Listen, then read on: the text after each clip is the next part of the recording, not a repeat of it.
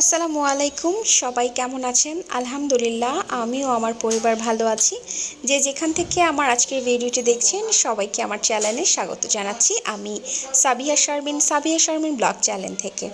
ভালো আছি এই কথাটা বলতে কেমন জানি বুকের মধ্যে একটা দাগ কেটে যায়, কারণ আমাদের দেশের এখন যে চলমান অবস্থা যেটা আমরা সবাই জানি।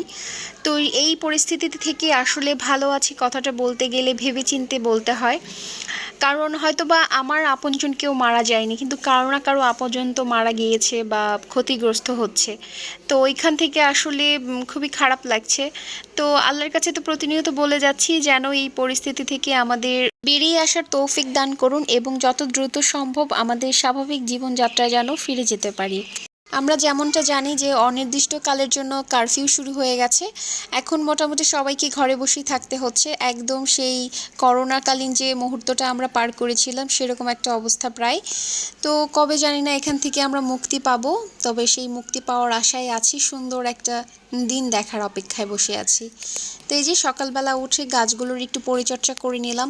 আসলে ঘরের মধ্যে এইটুকু সবুজই হচ্ছে বেঁচে থাকার একটা অনুপ্রেরণা হিসেবে কাজ করছে, যার জন্য এগুলোকেই এখন যত্ন করে সময় কাটাচ্ছি। তো প্রথমে যে কচু গাছটা দেখিয়েছিলাম ওগুলো হচ্ছে আমাদের গ্রামের বাড়িতে জঙ্গলের মধ্যে হয়ে থাকে, অযত্নে পড়ে থাকে। তো সেখান থেকে আমি কিছু গাছ তুলে এনেছিলাম, দেখেন এখন টবে লাগিয়েছি পর কত সৌন্দর্য বেড়ে গেছে এটার। সেটাই আম্মুকে বলছিলাম যে এখন একটু যত্ন পাওয়ার পরে টবে বসিয়ে দিয়েছি দেখে এখন কতটা সুন্দর লাগছে দেখতে। তো তাই একটু মরা পাতাগুলো বেছে নিয়েছি, সব গাছগুলোতে একটু পানি দিয়ে একটু দেখে নিচ্ছিলাম। তো এরপরে আমার বেবিরা বায়না ধরেছে শাড়ি পরবে, ঘরে বসে আর তো কোনো কাজ নেই। তো যখন খুশি যেটা খুশি তাদের বায়না চলে, এটা থেকে ওটা এটা থেকে ওটা। তো বাচ্চাদেরকে একটু কলার পিঠা বানিয়ে দিচ্ছি, ওদের খাওয়ার জন্য যে কলা আনা হয় সেটা অতিরিক্ত পেকে গেলে সেটা আর ফেলে দিই না, আমি সুজির মধ্যে এই কলাটা দিয়ে একটা পিঠা করে বানিয়ে দিই। বেশ মজা করে ওরা খায়। তো এই পিঠাটা আমার প্রায়ই বানানো হয়, দেখা যাচ্ছে একটু মোটামুটি পুষ্টিগুণ সম্পন্ন মনে হয়।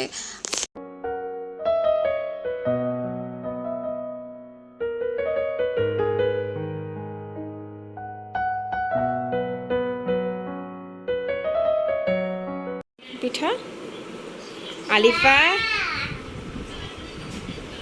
নাও, তোমার পছন্দের পিঠা।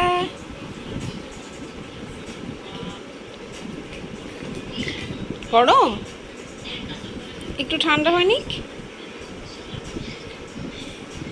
মোবাইলটা এখন রাখো।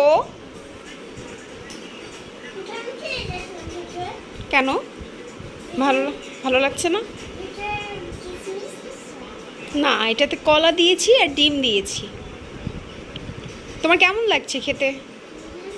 তাহলে খাও। তোমার কেমন লাগছে দেখাও তো, কেমন টেস্টি বলো তো একটু শুনি। উরি বাবারি, টেস্টি। গরম, গরমটা মুখে দিও না, তাহলে ঠান্ডা হয়নি তারপরে খাও।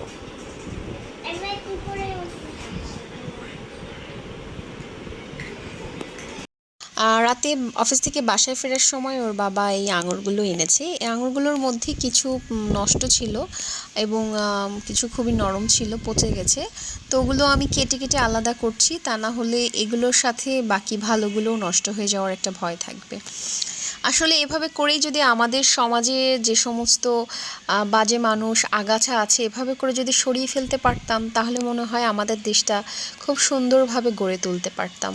উন্নত জীবনযাপন করার জন্য এবং ভালো একটি ভবিষ্যতের আশায় আমরা অনেকেই দেশ ছেড়ে বিদেশে চলে যাই, কিন্তু আমাদের দেশটাই যদি সেই বিদেশের মতো সুন্দর করে গড়ে তোলা যায় তাহলে কিন্তু আমাদের আর বিদেশে যেতে হতো না। কারণ ওই সমস্ত দেশের প্রাকৃতিক সম্পদের দিক থেকে কোনো অংশেই কিন্তু আমাদের দেশ পিছিয়ে নেই উন্নত দেশগুলোর তুলনায়, কিন্তু উন্নতির দিক থেকে অনেক বহু দূরে পিছিয়ে আছে আমাদের দেশ। জানি না কবে আমাদের দেশ সেই উন্নতির পথে হাঁটবে, সেই অপেক্ষাতেই রইলাম। এখন চলে আসলাম রাতের খাবারের ব্যবস্থা করতে। তরকারি একটু কম ছিল বলে ডাল বাটা ফ্রিজ থেকে নামিয়ে রেখেছিলাম, এখন কিছু বড়া ভেজে নিব। আর এরই মধ্যে দিয়ে আমার আজকের ব্লগটি শেষ করছি। সকলে ভালো থাকবেন, সকলের সুস্থতা কামনা করছি। আবার নেক্সট ব্লগে দেখা হবে। আসসালামু আলাইকুম, আল্লাহ হাফেজ।